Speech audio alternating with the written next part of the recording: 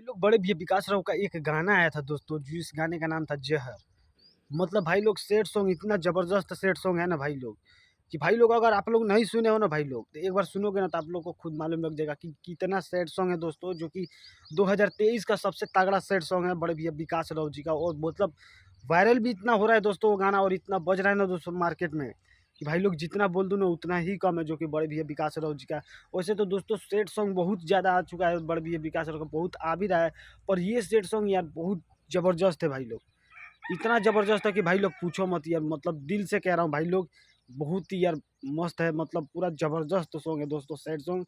तो आप लोग भाई लोग इतना सपोर्ट करिए ना इस गाने को, जो कि संघर्ष म्यूजिक हिट चैनल पर रिलीज कर दिया गया है। तो इस गाने को इतना सपोर्ट कीजिए ना दोस्तों, कि पूरा एकदम छा जाए, और एकदम जल्द से जल्द इसका वीडियो भी आप लोग के बीच अगर अच्छा व्यूज़ आ गया, चाहे मतलब भाई लोग पूरा वायरल कर दिए भाई लोग, तो और भी अच्छा-अच्छा सॉन्ग आएगा, और इस गाने का वीडियो भी आ जाएगा दोस्तों आप लोग के बीच।